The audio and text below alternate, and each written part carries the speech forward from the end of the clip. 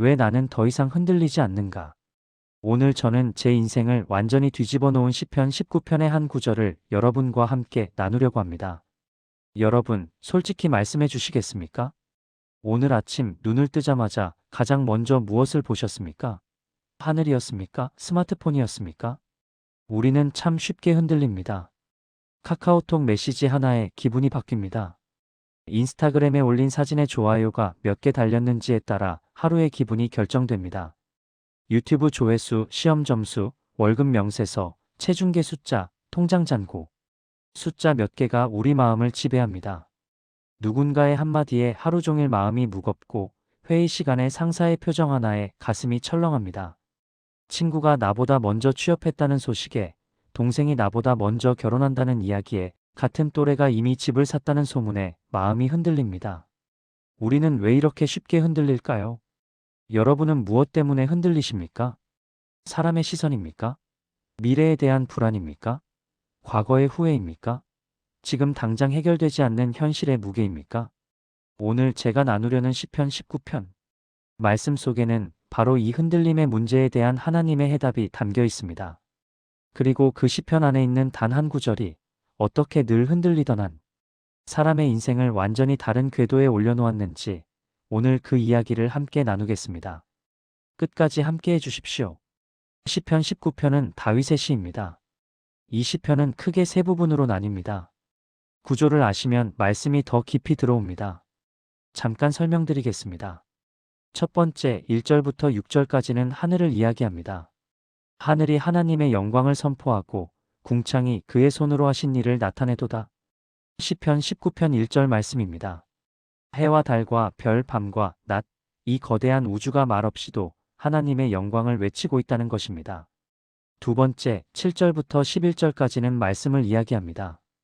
여기서 다윗은 하나님의 율법, 하나님의 말씀이 얼마나 완전하고 얼마나 귀하며 얼마나 놀라운 능력이 있는지를 고백합니다. 세 번째 12절부터 14절까지는 나 자신을 이야기합니다. 하늘을 바라보고 말씀 앞에 선 한 사람이 이제 자기 자신을 돌아보며 하나님 앞에 무릎 꿇고 기도합니다. 이 시편은 하늘을 올려다보는 눈에서 시작해서 말씀을 붙드는 마음으로 그리고 마침내 하나님 앞에 무릎 꿇는 한 사람의 기도로 끝이 납니다. 시선의 방향이 바뀝니다. 세상에서 하늘로, 하늘에서 말씀으로, 말씀에서 하나님 앞에 선 나 자신에게로.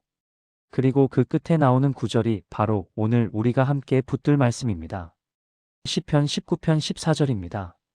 여호와여 나의 반석이시요 나의 구속자이시여 내 입의 말과 마음의 묵상이 주님 앞에 연락되기를 원하나이다. 조금 더 쉽게 풀어서 말씀드리면 주님, 제 입에서 나오는 말과 제 마음속에서 일어나는 생각이 주님 보시기에 기쁨이 되기를 원합니다라는 기도입니다. 이 한 구절이 오늘 설교의 중심입니다. 왜 이 구절일까요? 왜 이 기도가 흔들리지 않는 삶의 비밀일까요? 이야기 하나를 먼저 들려드리겠습니다. 한 청년이 있었습니다. 이름은 민준이라고 하겠습니다. 대학교 3학년 취업준비생이었습니다. 민준이는 어릴 때부터 교회를 다녔습니다. 주일학교 개근상도 받고 청소년부 회장도 했고 대학에 가서도 한동안은 열심히 신앙생활을 했습니다. 그런데 3학년이 되면서 모든 것이 흔들리기 시작했습니다. 친구들은 하나둘 인턴에 합격하고 대기업 면접을 보러 다니는데 자신은 서류조차 통과가 안 됐습니다. 토익 점수도 학점도 스펙도 부족했습니다.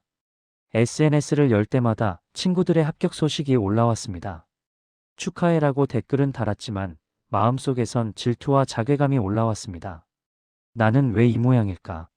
하나님, 저 왜 이렇게 만드셨어요? 기도도 안 나왔습니다. 예배도 형식이 됐습니다. 찬양을 부르면서도 마음은 내일 있을 면접 걱정으로 가득했습니다. 민준이는 매일 밤 유튜브 알고리즘이 추천해주는 영상들을 보며 잠들었습니다. 면접 합격하는 법, 자소서 잘 쓰는 법, 인생을 바꾸는 습관. 정보는 많아지는데 마음은 점점 더 무거워졌습니다. 불안은 커졌고 자존감은 바닥을 쳤습니다. 어느 날 밤이었습니다. 새벽 2시, 또다시 잠이 오지 않아 베란다에 나갔습니다. 별 생각 없이 하늘을 올려다봤습니다. 서울 하늘이라 별은 거의 보이지 않았지만 달이 떠 있었습니다. 고요했습니다. 그 순간 문득 오래전에 암송했던 말씀 하나가 떠올랐습니다. 하늘이 하나님의 영광을 선포하고 민준이는 한참을 그 자리에 서 있었습니다. 그래, 이 하늘은, 이 달은 수천 년 전 다윗이 보던 그 하늘이랑 같은 하늘이구나. 다윗도 불안했을 거야. 사울에게 쫓기고 인생이 엉망이 됐을 때도 있었을 거야. 근데 그때 다윗은 하늘을 봤구나. 민준이는 오랜만에 성경을 펼쳤습니다. 시편 19편을 찾았습니다. 그리고 끝까지 읽다가 14절에서 멈췄습니다. 내 입의 말과 마음의 묵상이 주님 앞에 연락되기를 원하나이다. 그 순간 민준이의 마음에 질문이 떠올랐습니다. 나는 지금까지 누구 앞에 서 있었던 거지? 면접관 앞에 서 있었습니다. 부모님의 기대 앞에 서 있었습니다. 친구들의 시선 앞에, SNS 알고리즘 앞에, 사회의 기준 앞에 서 있었습니다. 그런데 다윗은 달랐습니다. 다윗은 하나님 앞에 서 있었습니다. 그리고 그 하나님 앞에서 자기 입에서 나오는 말과 마음의 생각이 주님 보시기에 어떠한가를 물었습니다. 민준이는 그날 밤 처음으로 울면서 기도했습니다. 하나님, 저 지금까지 사람들 앞에서만 살았어요. 당신 앞에 선 적이 없었어요. 제가 무슨 말을 하고 무슨 생각을 하는지 당신 앞에서는 한 번도 돌아보지 않았어요. 이제는 사람의 시선이 아니라 주님의 시선 앞에서 살고 싶습니다. 그날 이후 민준이의 삶이 바뀌었습니다. 취업이 바로 된 건 아닙니다. 여전히 서류에서 떨어지기도 했고 면접에서 탈락하기도 했습니다. 하지만 흔들림의 무게가 달라졌습니다. 떨어져도 무너지지 않았습니다. 비교해도 주저앉지 않았습니다. 왜냐하면 그의 기준이 바뀌었기 때문입니다. 사람의 평가가 아니라 하나님 앞에 선 자신의 말과 마음이 기준이 됐습니다. 오늘 내 입에서 나온 말은 주님 앞에 어떠했을까? 오늘 내 마음의 생각은 주님 앞에 어떠했을까? 이 질문이 그의 하루를 바꾸기 시작했습니다. 민준이는 지금 중소기업에서 일하고 있습니다. 대기업은 아닙니다. 하지만 그는 말합니다. 저는 이제 흔들리지 않습니다. 왜냐하면 제가 서 있는 자리의 기준이 달라졌기 때문입니다. 여러분, 이것이 시편 19편 14절이 한 사람의 인생을 바꾼 이야기입니다. 오늘 이 말씀이 여러분에게도 같은 일을 일으키기를 소망합니다. 우리가 흔들리는 데는 이유가 있습니다. 우리 시대를 한번 솔직하게 들여다보겠습니다. 우리는 역사상 가장 많은 정보를 가진 세대입니다. 동시에 역사상 가장 불안한 세대이기도 합니다. 스마트폰 하나만 열면 전 세계의 뉴스가 쏟아지고 수만 명의 사람들이 자기 삶을 자랑하고 알고리즘은 끊임없이 우리에게 뭔가를 보여주고 비교하게 만들고 원하게 만들고 불안하게 만듭니다. 쇼폼 영상은 15초마다 자극을 주고 알림은 몇 분마다 울리고 우리의 뇌는 쉴 틈 없이 정보를 처리합니다. 그러다 보니 우리 마음에는 고요함이 없습니다. 하늘을 올려다볼 여유가 없습니다. 말씀 앞에 앉아 있을 시간이 없습니다. 하나님 앞에 무릎 꿇고 내 마음을 돌아볼 틈이 없습니다. 우리는 하늘보다 하나님의 말씀보다 화면을 더 오래 보고 있습니다. 그리고 그 화면 속에서 우리의 기준이 만들어집니다. 저 사람처럼 되어야 해. 이 정도 스펙은 있어야 해. 저 나이에 저 정도는 해야 해. 이만큼 벌어야 해. 이만큼 가져야 해. 이만큼 인정받아야 해. 그 기준에 미치지 못하면 불안하고 미치면 또 다른 기준이 나타납니다. 끝이 없습니다. 저는 여러분을 정죄하려는 것이 아닙니다. 우리가 나빠서만 흔들리는 것이 아닙니다. 너무 많은 소리에 노출되어 있기 때문입니다. 너무 많은 기준 속에 살고 있기 때문입니다. 하지만 그렇기 때문에 더욱 우리는 진짜 기준이 무엇인지를 분명히 해야 합니다. 우리가 흔들리는 근본 이유는 무엇이 진짜 기준인지를 잃어버렸기 때문입니다. 세상의 소리가 너무 커서 하나님의 음성이 들리지 않는 것입니다. 사람의 시선이 너무 무거워서 하나님의 시선을 잊어버린 것입니다. 그래서 시편 19편이 필요합니다. 다윗은 이 시편에서 우리에게 세 가지의 답을 보여줍니다. 첫 번째, 하늘이 말해주는 하나님의 영광 기준을 바깥으로 돌리라. 시편 19편 1절입니다. 하늘이 하나님의 영광을 선포하고 궁창이 그의 손으로 하신 일을 나타내도다. 다윗은 하늘을 올려다봤습니다. 해가 뜨고 지고 달이 차고 기울고 별들이 궤도를 따라 움직이고 계절이 바뀌고 밤과 낮이 규칙적으로 돌아옵니다. 그 모든 것이 말은 없지만 하나님의 영광을 선포하고 있다고 다윗은 고백합니다. 4절은 이렇게 말합니다. 그의 소리가 온 땅에 통하고 그의 말씀이 세상 끝까지 이르도다. 자연은 언어가 없어도 하나님을 말합니다. 우주는 침묵 속에서도 창조주의 영광을 외칩니다. 여러분, 우리는 너무 오래 안을 들여다보고 있었습니다. 내 마음, 내 감정, 내 불안, 내 상처, 내 비교, 내 부족함. 들여다볼수록 더 깊이 빠집니다. 다윗은 다른 방향을 보여줍니다. 밖으로, 위로, 하늘로. 하늘을 보라는 것입니다. 나보다 크신 하나님을 바라보라는 것입니다. 어린이 여러분, 오늘 밤에 잠들기 전에 창문을 열고 하늘을 한번 올려다보세요. 달이 보이거나 별이 보이면 이렇게 말해보세요. 하나님, 이 하늘을 만드신 분이 저도 만드셨네요. 청소년 여러분, 학교에서 힘든 일이 있을 때, 친구 관계가 어려울 때, 잠깐 운동장이나 옥상에서 하늘을 올려다보세요. 그 하늘은 여러분보다 크고 그 하늘을 만드신 분은 더 크십니다. 어른 여러분, 출퇴근길에, 점심시간에 잠깐 하늘을 올려다보시기 바랍니다. 내 문제보다 크신 분이 계시다는 것을 기억하십시오. 내 마음 안에서만 답을 찾으려 하지 마십시오. 나보다 크신 하나님을 바라보십시오. 이것이 시편 19편의 첫 번째 해답입니다. 두 번째, 말씀의 능력 영혼을 다시 살리는 기준. 시편 19편 7절부터 11절까지는 하나님의 말씀에 대한 놀라운 고백이 담겨 있습니다. 하나씩 보겠습니다. 7절 여호와의 율법은 완전하여 영혼을 소성시킨다. 소성이라는 말은 되살린다, 회복시킨다는 뜻입니다. 지친 영혼, 무너진 마음, 메마른 삶을 말씀이 다시 살려낸다는 것입니다. 8절 여호와의 교훈은 정직하여 마음을 기쁘게 하고 여호와의 계명은 순결하여 눈을 밝히도다. 말씀은 우리 마음에 기쁨을 주고 우리 눈을 밝혀서 삶을 제대로 볼 수 있게 해줍니다. 10절 금곧 많은 순금보다 더 사모할 것이며 꿀과 송이꿀보다 더 달도다. 다윗에게 말씀은 세상의 어떤 보물보다 귀하고 어떤 쾌락보다 달았습니다. 여러분, 여기서 질문이 있습니다. 우리에게 말씀은 어떤 존재입니까? 의무입니까? 보물입니까? 읽어야 하는 것입니까? 읽고 싶은 것입니까? 솔직히 우리는 말씀보다 다른 것에 더 많은 시간을 씁니다. 유튜브, 넷플릭스, SNS, 뉴스, 게임. 이런 것들에 하루에 몇 시간씩 쓰면서 말씀은 하루 5분도 안 읽습니다. 그러면서 왜 나는 흔들릴까요? 하고 묻습니다. 다윗은 답을 알고 있었습니다. 세상의 정보는 우리를 더 바쁘게 만들지만 말씀은 우리를 다시 살게 합니다. 학생 여러분, 시험 성적 때문에, 친구들의 말 때문에 내가 누군지 흔들릴 때 말씀을 펼쳐보세요. 하나님이 너를 어떻게 보시는지가 거기 써 있습니다. 청년 여러분, 진로가 불안하고 어디로 가야 할지 모르겠을 때 말씀 안에서 방향을 찾으세요. 하나님의 음성은 사람의 조언보다 정확합니다. 장년 여러분, 삶의 무게가 무겁고 책임이 어깨를 짓누를 때 말씀이 여러분을 다시 일으켜 세웁니다. 번아웃 상태의 영혼을 소성시키시는 분이 말씀 안에 계십니다. 노년 여러분, 지나온 세월이 아쉽고 남은 날이 짧게 느껴질 때 말씀 안에는 영원의 소망이 있습니다. 우리의 인생은 이 땅에서 끝나지 않습니다. 말씀은 어린이에게 정체성을, 청년에게 방향을, 장년에게 힘을, 노년에게 소망을 줍니다. 이것이 시편 19편의 두 번째 해답입니다.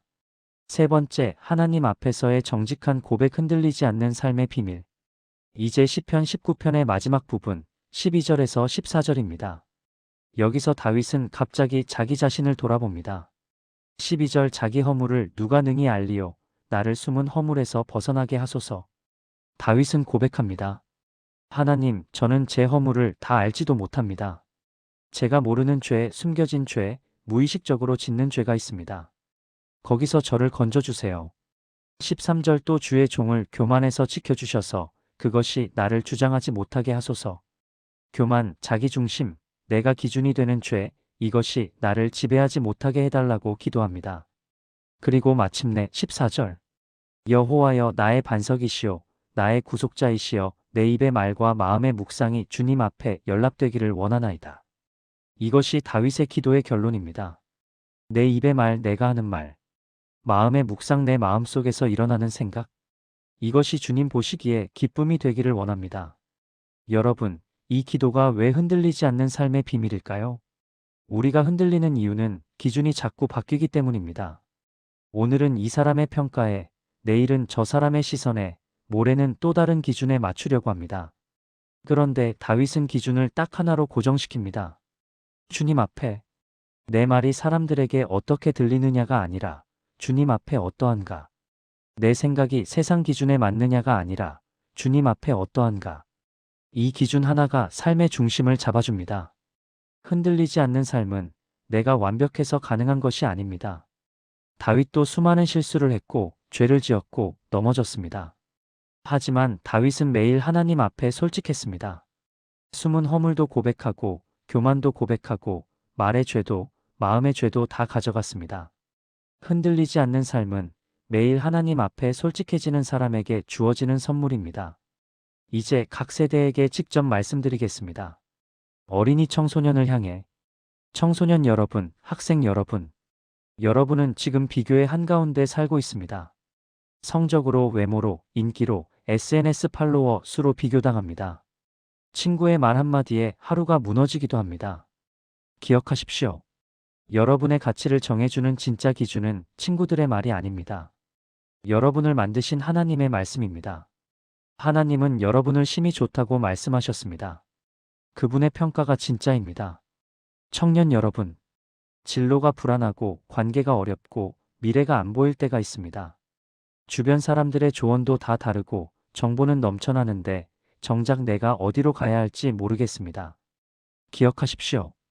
여러분의 방향을 정해주는 나침반은 세상의 조언이 아니라 말씀 속에서 들려오는 하나님의 음성입니다. 하나님은 여러분의 앞날을 아시고 그 길을 인도하시는 분입니다. 장년 여러분, 부모님들.